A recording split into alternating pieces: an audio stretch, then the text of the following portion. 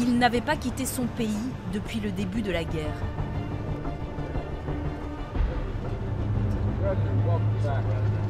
Volodymyr Zelensky, président de l'Ukraine, reçu à la Maison-Blanche en chef de guerre. Puis au sein du Capitole, The President of Ukraine. En icône du monde libre.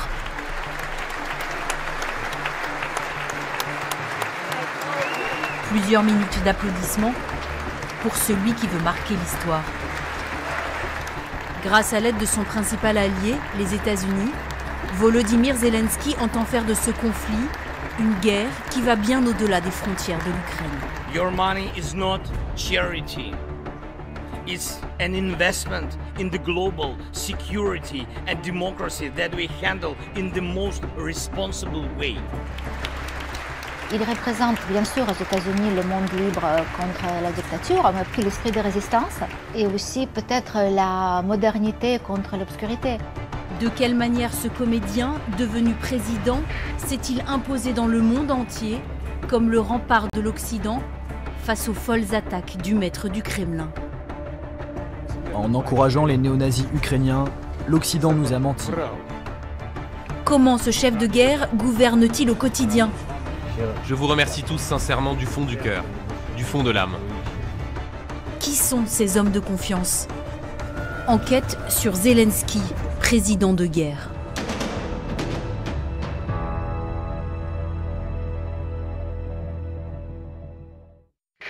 Всім добрий вечір. Лідер фракції тут, голова офісу президента тут. C'est l'un de ses premiers faits d'armes, une vidéo en mode selfie, dès le lendemain de l'invasion russe dans les rues de Kiev. Всі ми тут, наші військові тут, громадяни суспільства тут, всі ми тут. Захищаємо нашу незалежність. Autour de Volodymyr Zelensky, ses plus proches conseillers, dont Mikhailo Podolyak, à gauche sur l'image. Nous avons pu le rencontrer dans le quartier de Bankova, à Kiev. Un ensemble d'une dizaine de bâtiments ultra sécurisés où est basé Volodymyr Zelensky depuis le 24 février.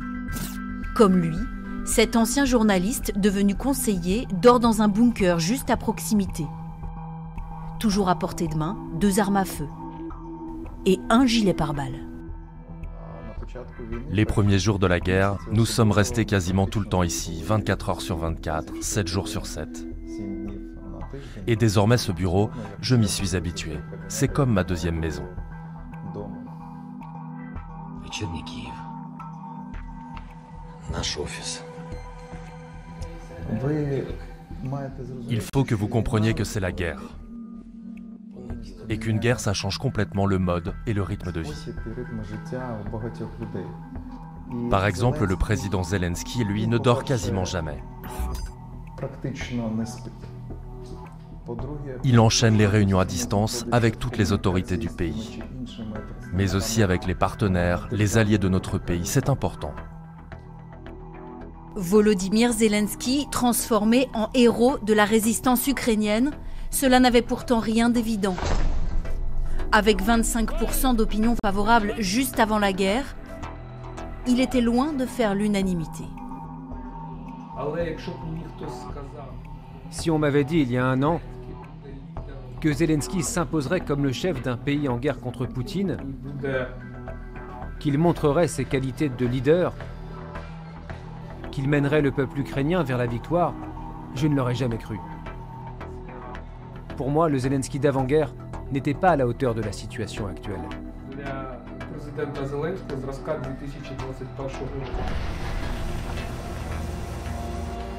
Les choses ont d'ailleurs très mal démarré pour Volodymyr Zelensky.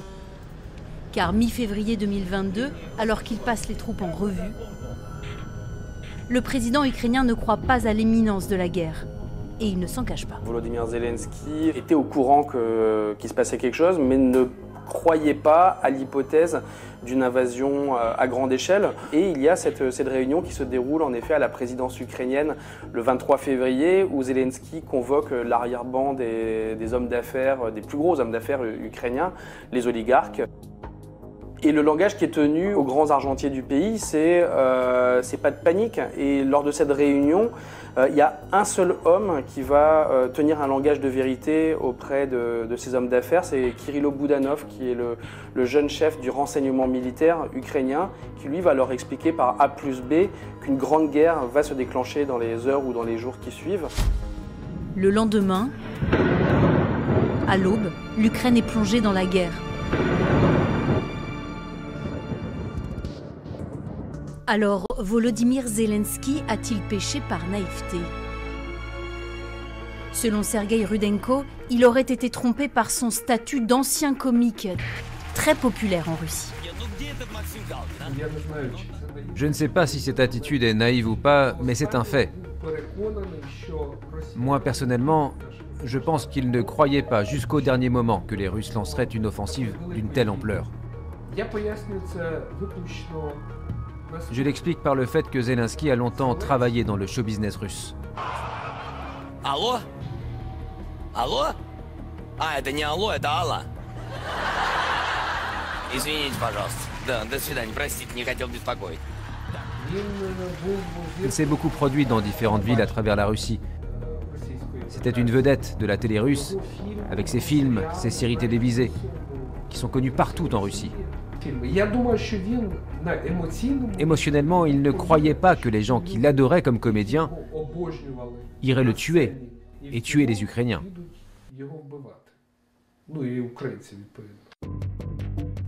Mais après cette erreur de jugement, Volodymyr Zelensky va très vite se ressaisir.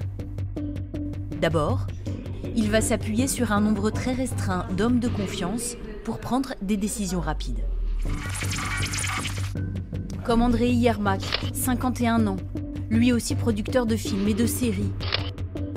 Ami de plus de 10 ans, avocat. Chef de cabinet du président depuis 2020. Toujours à ses côtés, à Washington, dans le bureau ovale, le voici à gauche de l'image. Volodymyr Zelensky, pour le meilleur et pour le pire, a une conception clanique du pouvoir. Il a confiance en très peu de monde. Comme Andrei Yermak, le chef de l'administration présidentielle, qui pour beaucoup d'Ukrainiens est le véritable président. C'est lui qui contrôle énormément de nominations. On appelle ça en Ukraine la politique du personnel. Et très souvent, il est à l'origine des nominations à des postes importants. En fait, c'est son superviseur, c'est quelqu'un qui a une grande liberté, une grande carte blanche, on peut dire. Quelqu'un qui connaît tout le monde. Il vérifie est-ce que tout le monde a fait tout ce qu'il faut. Le président, c'est la tête. Yermak, c'est les bras. Le président formule les objectifs stratégiques à atteindre et Andrei Yermak choisit les personnes adéquates pour réaliser ses projets concrets à tous les échelons.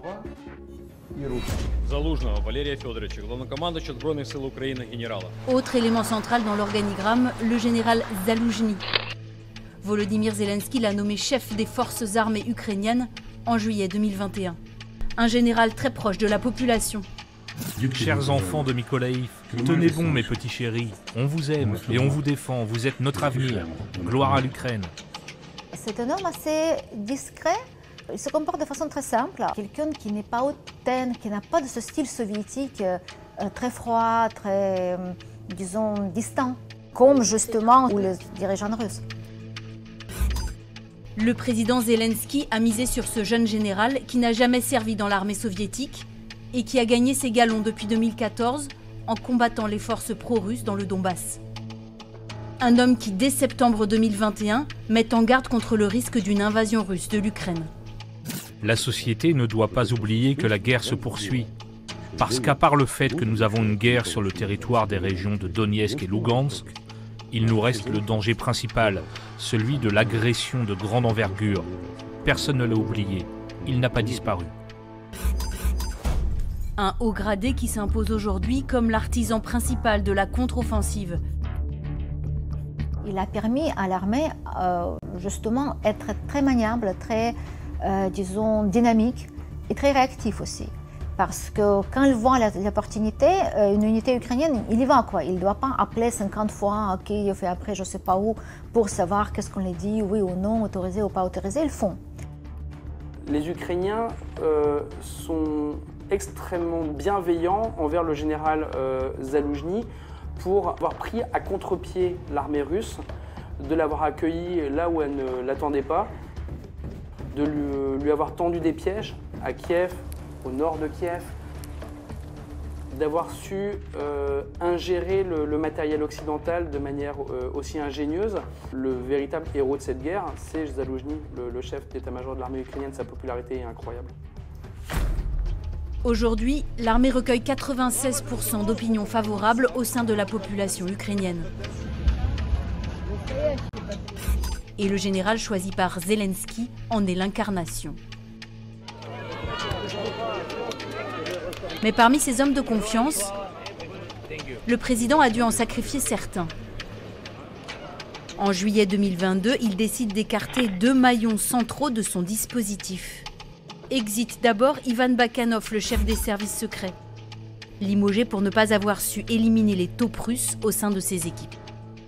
Au début de l'invasion russe, il y avait des branches régionales des services secrets qui étaient totalement infiltrées par des agents russes, notamment à Kherson et à Kharkiv. Et la chute très rapide de Kherson est sans doute liée à des décisions qui ont été prises par les services secrets dans les premières heures de la guerre. Le pont Antonovsky, par exemple, à proximité de Kherson, a été déminé. Les charges explosives placées sous le pont ont été retirées, ce qui a facilité l'avancée des forces russes. Les Russes ont pu rouler très très vite et prendre le contrôle de cette région. Donc il y a eu des dysfonctionnements qui ont été très très clairs. Ivan Bakhanov n'a pas réussi à tenir ses services. Et au moment où c'était clair qu'il y avait des agents russes dans le dispositif, un fusible devait sauter et Zelensky a dû sacrifier son ami d'enfance. Limogé aussi Irina Venediktova, la procureure générale d'Ukraine, en charge des crimes de guerre commis par les Russes. C'est quelqu'un qui aimait trop donner des interviews, qui est devenu trop médiatique peut-être. This brigade was here too in Irpin. Quelqu'un qui est devenu une personne très controversée. Qu'il y avait tas de gens qui lui reprochaient que la justice ne marche pas assez bien, que les choses ne se passent pas comme ça doit l'être. Et alors, comme Zelensky lui-même ne voulait pas perdre la popularité, parce que pour lui c'est quand même très important, c'était toujours, c'était un bon moment pour lui de montrer qu'il change les gens, qu'il amène les nouvelles têtes. Sa popularité, c'est le principal atout de Volodymyr Zelensky. Бажаю здоров'я, як ви? Як ви? Дякуємо вам. Et il l'entretient au quotidien grâce à des stratégies de communication parfaitement huilées. Дорогі українці, залишається кілька хвилин до Нового року. Я хочу всім нам зараз побажати одного – перемоги. І це головне. Одне побажання для всіх українців. Chaque jour, depuis le 24 février, les Ukrainiens peuvent découvrir une nouvelle vidéo de leur président postée sur les réseaux sociaux. Qu'il cherche à réunir les gens. Si on regarde par exemple la majorité de ces allocutions de soir, c'est souvent le mot « nous ». Nous avons subi tant d'attaques, nous avons surmonté telle épreuve, nous allons faire ceci, cela. Il ne parle pas de lui en troisième personne, il parle en fait de l'ensemble du pays. Наші сили оборони готуються, і має бути готовою наша з вами єдність. Il aime ce genre de figure pour en fait avoir, je pense que maximum de gens avec lui. Будь ласка, не залишайте без допомоги всіх тих, кому можете допомогти. Le style Zelensky, dès le départ, c'est le style d'un citoyen lambda, je suis comme vous. Enfin, donc c'est le style de quelqu'un qui recherche la proximité et l'authenticité. Par rapport à son style vestimentaire, enfin, la barbe qui pousse pour faire écho un peu à des soldats qui n'ont pas le temps pour se raser, donc ça le rapproche aussi de la population. Dans sa stratégie de communication, Volodymyr Zelensky prend le contre-pied de son ennemi, Vladimir Poutine. Tandis qu'il s'affiche sur la ligne de front avec les soldats. Je m'adresse à vous, les soldats qui combattaient dans le Donbass. Ici, vous défendez toute l'Ukraine. Le maître du Kremlin, lui, est filmé en tout petit comité, roulant sur le pont de Crimée. C'est encore loin le chantier? Comparons avec la stratégie du Kremlin, qui elle est froide, absolument pas dans l'émotion, dans plutôt la peur, la menace, la rationalité militaire, versus la stratégie ukrainienne qui est dans la proximité, dans l'incarnation, dans l'empathie, dans le courage. Une stratégie risquée. En novembre dernier, Volodymyr Zelensky arpente sans gilet pare-balles les rues de Kherson, qui vient tout juste d'être libérée, comme un acte de bravoure.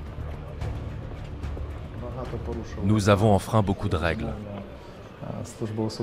Le service de sécurité du président était très en colère, car ils étaient conscients des risques encourus. Mais il faut comprendre que lorsque le président prend une décision, elle peut être très dure et il l'appliquera quoi qu'il arrive. Est-ce que c'était dangereux pour le président ? Oui, bien sûr. Si ces ordures de Russes avaient été au courant de la date de sa visite, ils auraient pu le viser, en sachant qu'il se trouvait à 2 ou 3 kilomètres de Kherson.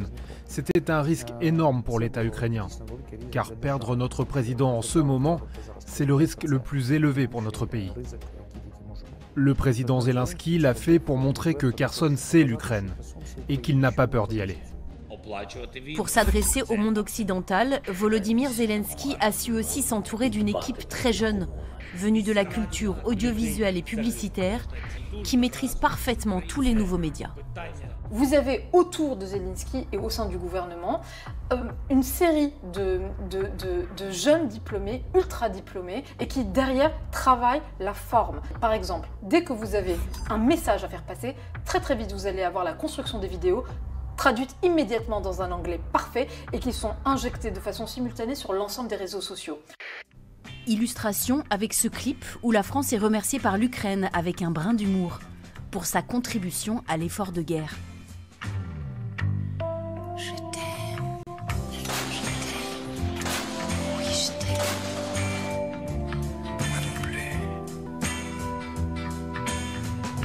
Je vais et je viens.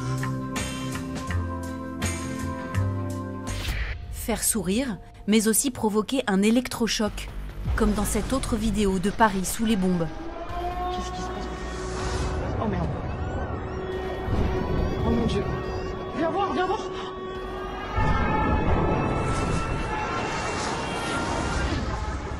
Là, c'était quitte ou double. Soit ça passait, soit ça cassait. Et je crois que nous, de notre côté à nous, il y a eu une résistance.